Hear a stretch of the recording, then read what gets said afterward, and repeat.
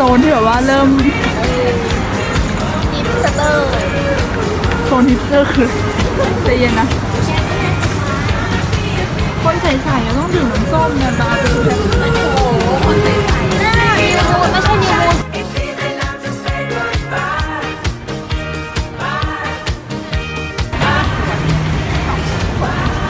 ไม่ก็มี4 คนไงที่ไป2ขาดตัว โอเคเรา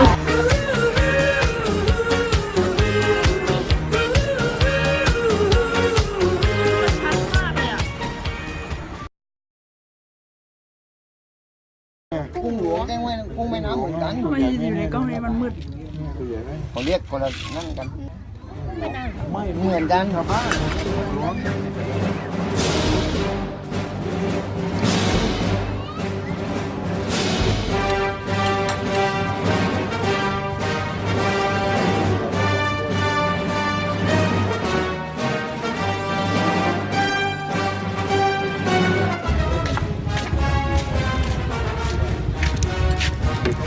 นี่คือการกินขันยินแบบกินกัน อิ่มไหม ป้าขามแบบนี้อิ่มไหมมีอะไรบ้างแนะนำเมนูสิ กุ้งแช่น้ำปลา น้ำหนึ่งละ อบเกลือ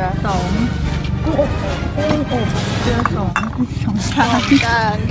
ปลากระพงทอดน้ำปลา 4 ข้าวผัดปลาหมึกกับ ใหญ่สุด แล้วก็ยำปลาหมึกแล้วก็ต้มยำกุ้งต้มยำ8 ปักเขียว ปลาเค็มของป๊า 9ถ้วน ถ้าทวนแบบไม่ถึง ตายทำไมกินข้าวแบบ เหนื่อยค่ะนะ นี่เม็ด อ้ามเลย ที่ไม่ใหญ่จริง อุ้ยเซ็กซี่มากอ่ะ แล้วแต่ต้มยำ แก เออ จะไว้จำเด็กา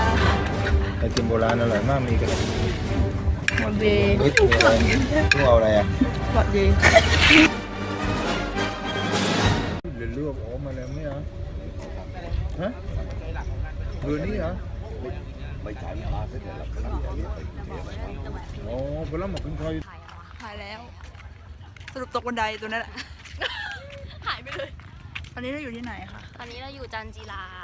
ไม่ชื่อร้านอ้าวเหรอมันชื่อร้าน อาหาร ของ จันจิลาค่ะ แล้วก็มีจันจิลารีสอร์ทนิดนึงแนมๆมาอร่อยมากเลย กินกุ้งไปกี่ตัวจำไม่ได้ นี่กินเยอะสุด ก็มันเหลือหน้าเริ่มบานเสียดายของมีเหนียง หัวเงาขึ้น 30%ประดุดมันกุ้ง แล้วก็พูดใส่กล้องเราจะตัดลง หน้าเรามันเยอะมากเลยอ่ะ เหมือนมันกุ้ง ทุกอย่างอิงกับมันกุ้งทางนี่ไก่อยู่ดีนะแล้วไปอ้วกแน่นอนอ้วกแน่นอน ไปมันอ้วกกลัวท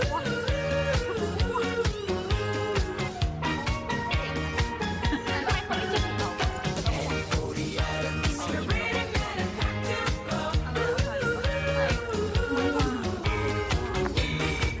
สียงมันเหมือนแบบว่า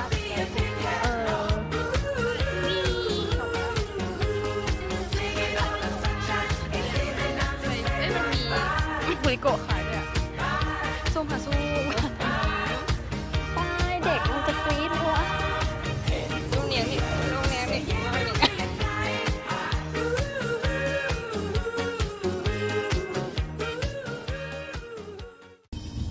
ปลาตอนนี้เรากำลังทำอะไรอยู่คะ กำลังรอมัดหมี่ไปซื้อของพิเศษของนางค่ะ มันมีกำลังอยากได้สิ่งหนึ่งมาก ตามหามา2 สาขาแล้ว เราจะมาลุ้นกันว่า สาขานี้จะมีสิ่งที่มันมีตามหาหรือไม่ ซึ่งเราก็ไม่รู้เหตุผลว่าทำไมอยู่ดีนางอยากได้อะเดี๋ยวจะมาดูหน้านางกันนะคะ หลังจากที่นางผิดหวังไป2 รอบ ได้หรือไม่ได้ มาแล้วค่ะ มาแล้วค่ะ เขาเริ่มจ่ายตังค์กันแล้วนะคะ ได้เป็นน้ำส้ม เหรอคะ ไป ตอนนี้เรากำลังรอ ขึ้นเรือนะคะ ตอนนี้ขณะนี้เวลา 21:50 นาที เราต้องรอถึง 23 นาฬิกา เพื่อ ขึ้นเรือนะคะ เรือไปไหนคะ ไปเกาะ เกาะไหน ก่อนอะไรก็ไม่รู้ ไม่รู้หรอไม่ใช่เกาะไหนอ่ะ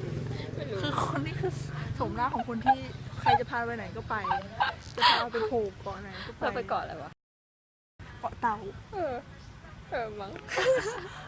เราไปเกาะเต่ากันนะ อีก2 คนไปไหน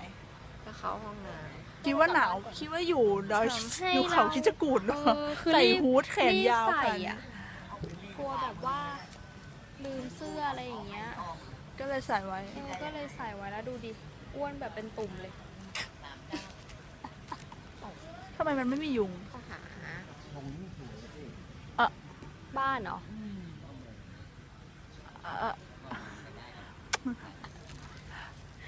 เป็นคนที่ชอบเอาหน้าเขาใกล้ๆให้เหมือนเบี้ย นี่มาถึงแล้วโทรบอกแม่กันยังนี่ถ่ายของให้แม่ดูเนี่ยดูเรือดูลำเล็กเลยวะ10 ล้อไป10 ล้อไป3,000ไม่หรอ ใครไปรีวิว อย่างรักไททานิคสีแบบไฟตุ้ม อ้าวแกก็ไม่ถ่ายตอนนี้เราก็ ๆ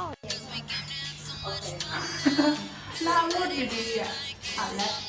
ที่ไหนเนี่ย ตอนนี้เราอยู่บนเรือเนาะ เรือขนสินค้าใช่ไหมอ้าวไม่จบใช่ไหมก็เพจเองทำไมวะแปลงไปเห็นลงไปที่ทะเลเกือบเลยมึงแดกนะแป๊บนึงสิ อาบเลยแม่คุณห้องอ่ะมันทำให้โล่งมันสวัสดีค่ะนี่ตอนนี้เราอยู่บนเรือของซับทะเลค่ะ เป็นเรือนอน เรือจะออกประมาณ5 ทุ่ม ขนาด ถึง นี้ ประมาณ เวลา ตี 5ตอนนี้เรามา ตอนนี้ไม่ใช่ ไม่ถึงว่าตี 5ตอนเนี้ยเป็นเวลา4 ทุ่มครึ่งประมาณนั้นเรือออก5 ทุ่มร้อนมากค่ะ เราจะมาดูบรรยากาศในห้องกันนะคะ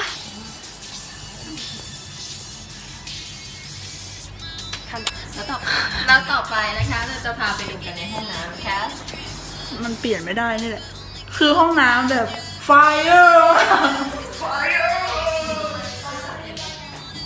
แบบว่าได้อารมณ์ลูกเรือไหนขอเสียงลูกเรือหน่อยค่ะ คือตอนนี้คือตอนที่จริงมันต้องมีคนมานอนด้วยแต่ว่า ตอนนี้มีแค่เรา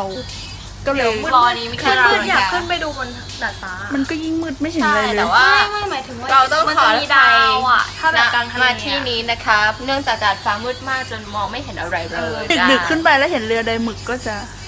จะถ่ายให้ดู เขียว หน้าก็จะเป็นแค่กระสือ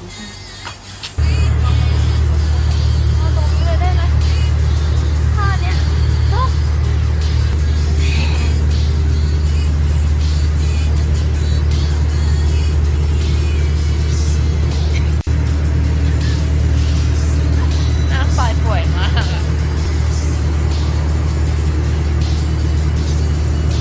ตอนนี้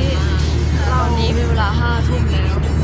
พบกับช่วง5 ทุ่มแล้ว คือทุกคนมาลุมที่แอร์ ไม่เห็น เราใส่อยู่ไหนอยู่ที่